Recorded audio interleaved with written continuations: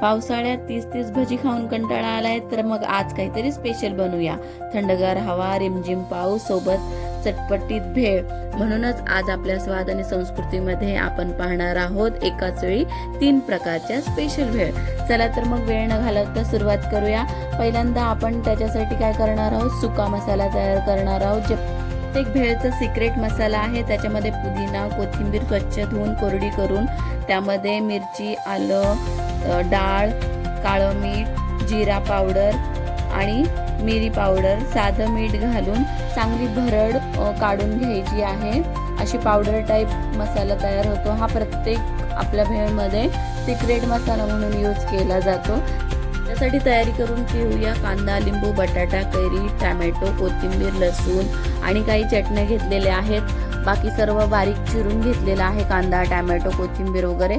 चला सुरुवात करूया आपल्या पहिल्या भेळेला, जी चहा सोबत परफेक्ट कुरकुरीत अशी भेळ, कमी तिखट असते ती।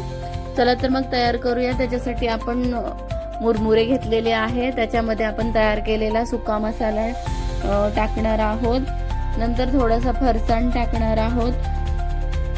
इथे शेंगदाणे घेतलेले आहे, हिरवे वाटाणे आणि बारीक चिरलेली कैरीचे तुकडे आहेत, फुटाणे घेतलेले आहेत। त्याच्यानंतर आपण कैरीचे तुकडे टाकणार आहोत। बटाटा, शिजवलेला बटाटा आहे हा।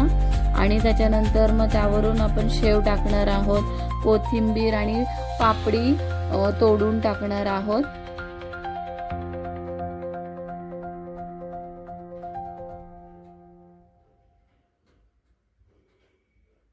बाहेर भरपूर पाऊस असल्यामुळे हा आवाज आपल्याला येत नाहीये। आता आपण हे सगळं मिक्स करून घेणार आहोत व्यवस्थित। मग त्याच्यावरून आपण कांदा टाकणार आहोत आणि लिंबू पिळून घेणार आहोत। साधी सिंपल अशी आपली ह्याच्यामध्ये कागदामध्ये मिळणारी जी भेळ आहे, सुकी भेळ, ती तयार झाली आहे।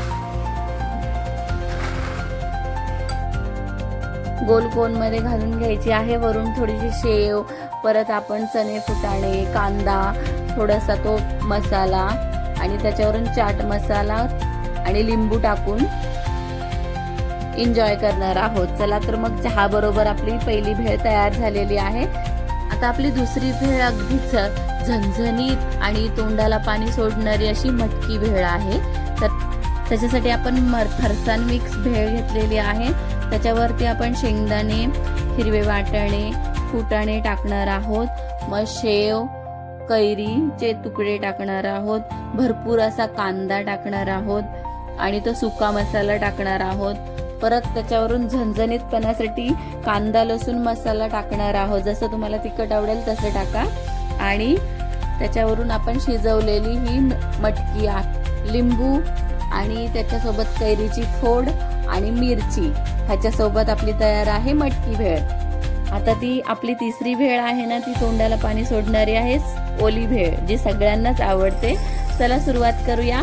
त्याच्यासाठी आपण मुरमुरे घेतलेले आहे, त्याच्या शेंगदाणे, वाटाणे, फुटाणे आणि फरसाण घालणार आहोत, कैरी, बटाटा, टोमॅटो, चिरलेला कांदा, शेव, चाट मसाला, हिरवी चटणी टाकणार आहोत आणि त्याचबरोबर आपण जी खजूर चिंचेची गोड चटणी बनवलेली आहे ना, ती टाकणार आहोत आणि चांगलं मिक्स करून घेणार आहोत। त्याच्यानंतर शेव आणि परत कैरीचे तुकडे टाकून मिक्स करून घेणार आहोत। तर मग या पावसाळ्यात तुम्ही कोणती भेळ आधी बनवणार आहात, मला कमेंट करून नक्की सांगा।